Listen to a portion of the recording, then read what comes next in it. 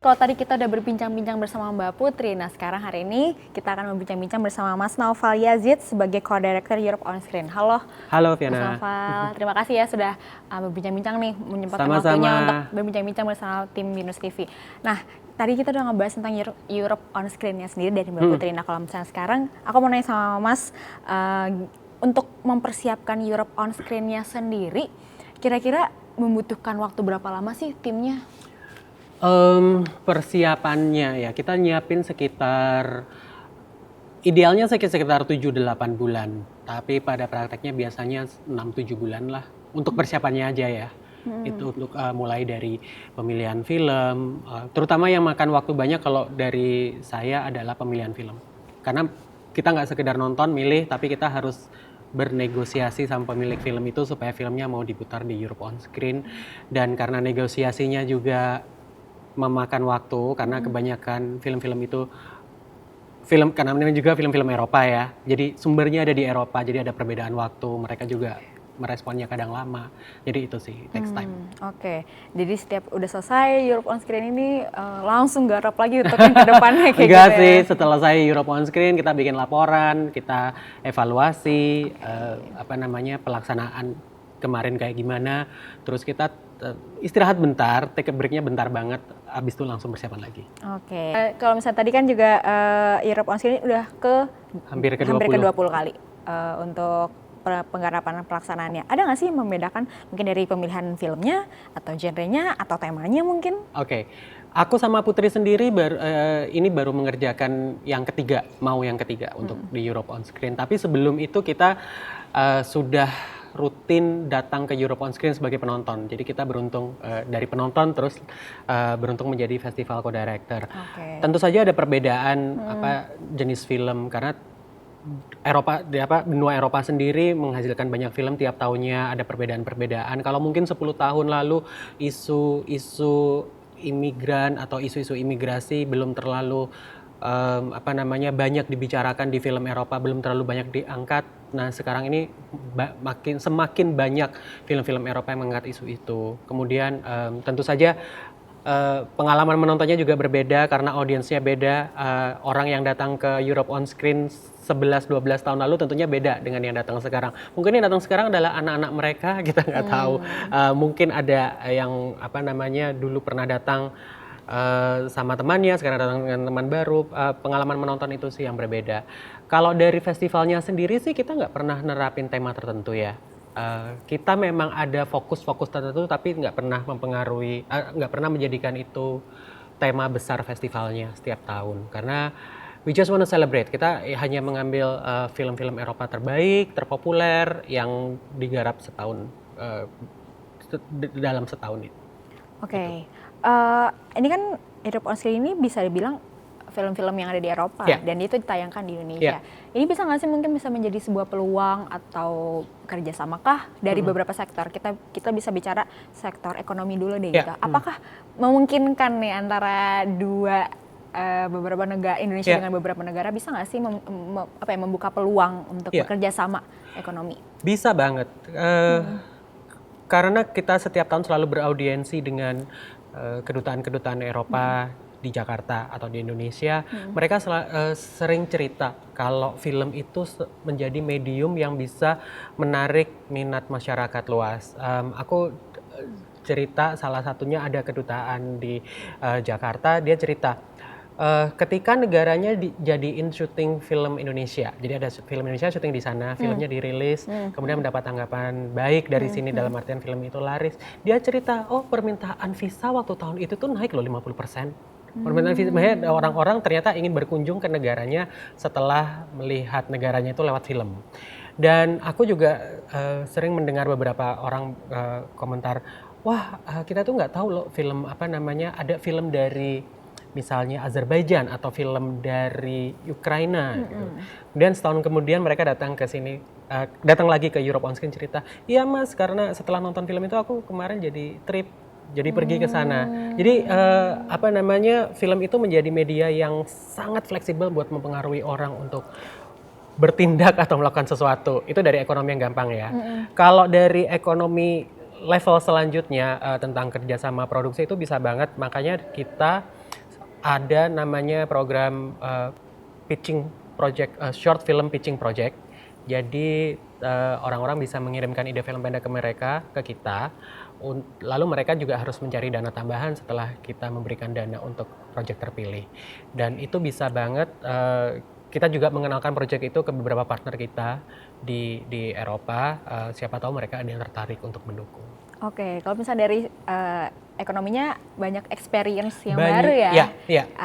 Mungkin dari film-film yang mungkin dari beberapa negara bisa dilihat kan pasti kan ada beberapa budaya ataupun beberapa budaya, beberapa cara lah, tradisi dari sana dan itu bisa menjadi penontonnya untuk pengen datang dan lain-lain. Tapi kalau misalnya untuk bicara inovasinya dari Europe on Screen sendiri, apa ya inovasi yang ingin diberikan kepada penonton?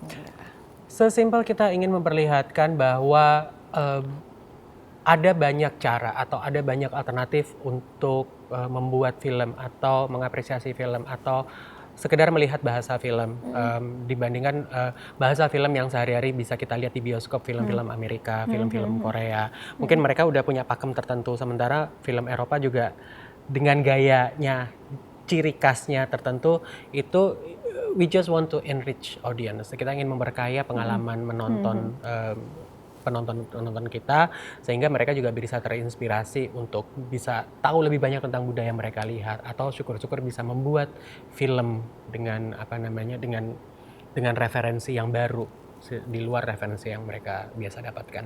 Oke. Kalau misalnya dari dunia perfilmannya sendiri kita mungkin cukup membahas mengenai Europe on Screen-nya sendiri, tapi kalau secara film luas dunia perfilman sekarang seperti apa sih, Mas? Berkembang, selalu berkembang. Semakin banyak tantangan baru karena sekarang juga semakin banyak kesempatan untuk karya itu diperlihatkan ya. Kan nggak cuma bioskop, tapi sekarang ada streaming platform. Streaming platform semakin banyak. Sementara di satu sisi juga televisi tradisional, I would say.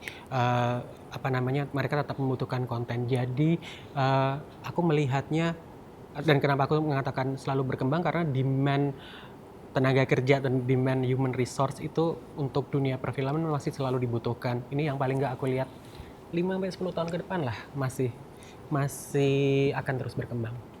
Tapi kalau untuk di Indonesianya sendiri? Itu aku ngomong di Indonesia. Kalau secara globalnya sendiri? Secara global ya itu tadi, karena kehadiran semakin banyak streaming platform mulai dari Netflix, Amazon dan selalu ada terus, dan mereka selalu mencari konten baru.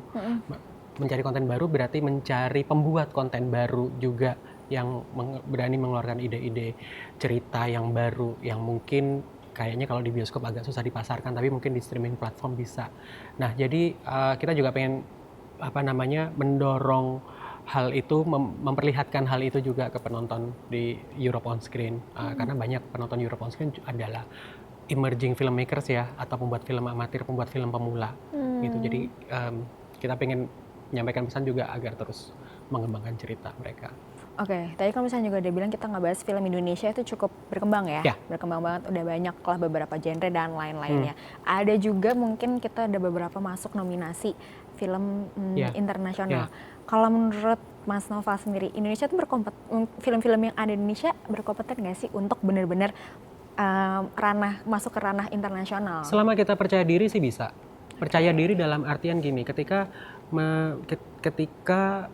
ada ide untuk membuat film, maka saya selalu bilang ke teman-teman filmmaker, pede aja.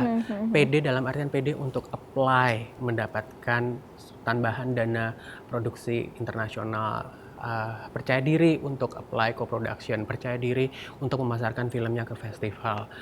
Kenapa? Karena kebanyakan film Indonesia yang berhasil menembus festival internasional atau menembus pasar internasional itu mau tidak lepas dari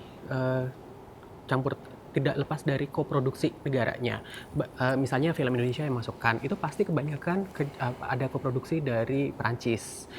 Film Indonesia yang masuk Berlinale kebanyakan tidak lepas dari koproduksi perusahaan-perusahaan atau sales agent Jerman gitu. And that's the norm, that's how the industry works di dunia ini. Kalau misalnya pengen ada kesempatan untuk dipasarkan di pasar internasional lebih luas, ya mau tidak mau harus koproduksi. Dan itu butuh kepercayaan diri bahwa I've got a good script, saya menulis skrip yang bagus, saya punya rencana produksi yang bagus, saya bisa menjual ini ke pasar luas dan rajin-rajin untuk submit atau mendaftarkan diri. Karena selalu ada yang namanya co-production market atau semacam eksibisi atau semacam forum, simposium, conference untuk koproduksi luar, itu pasti selalu ada dan mereka pasti selalu menunggu proyek-proyek film terbaru dari berbagai belahan dunia. Dan karena Indonesia itu masih underrepresented ya, jadi mereka selalu menunggu what's next from Indonesia gitu sih. Kalau misalnya bisa dibilang tadi sebagai untuk masuk ke ranah internasional kita harus percaya diri kita. Tapi kalau menurut Mas Noval sendiri, film yang bagus itu seperti apa sih? Karena mungkin dari pandangan aku film bagus seperti ini. Tapi sebagai co-director seperti apa? Gini deh, aku selalu memisahkan diri ketika menonton film ini untuk kepentingan kurasi festival atau untuk untuk nyantai ya, untuk leisure, untuk relax gitu. Jadi kalau misalnya aku lagi di rumah lagi nggak mau nonton action seru gitu, ya bagus gitu. Tapi kalau misalnya untuk kepentingan festival harus kurasi, kata bagus tuh jadi macem-macem. Jadi bisa aja aku secara personal nggak terlalu suka filmnya, tapi bisa ngelihat potensi filmnya. Ini kayaknya oke nih kalau ditayangin di festival, cocok nih buat audiens, itu bisa. Nah, jadi kriteria bagusnya jadi lain lagi gitu. Nah dengan diadakannya Europe on Screen sendiri mungkin bisa nggak sih membangun antara kerja sama antara Indonesia dan Eropa? Tadi kan mungkin udah sempat dibahas juga, tapi kalau memang project apa yang kira-kira akan digarap, film kah atau mungkin dari sektor yang lainnya juga? Kalau dari segi pelaksanaan festival memang kita sudah dibantu sama beberapa institusi di Eropa untuk pelaksanaannya, seperti mendatangkan tamu, membuat workshop itu sih. Karena untuk membuat workshop kita harus mendatangkan praktisi film profesional dari beberapa negara Eropa, jadi kita perlu kerjasama dengan beberapa institusi di sana dan itu sudah kita lakukan. Kita juga punya network karena ini kan festival film yang didukung oleh Uni Eropa, dan ada di seluruh dunia festival-festival seperti Europe on Screen ini. Jadi kita emang sudah punya network sendiri. Kita selalu bertukar informasi mengenai film, program, tamu, atau misalnya isu-isu yang perlu diangkat atau tren yang perlu diperhatikan. Kita beberapa bulan sekali teleconference untuk semacam ada mini workshop atau mini mentoring. Kita ketemu dan di beberapa festival dunia kita pasti bertemu juga dengan mereka untuk bertukar program. Kita harapkan sih kerjasama ini selalu terus tersambung. Ini masih banyak banget yang aku bahas, terutama mungkin perbedaan budaya antara film Indonesia dan juga pasti dengan film Eropa pasti berbeda.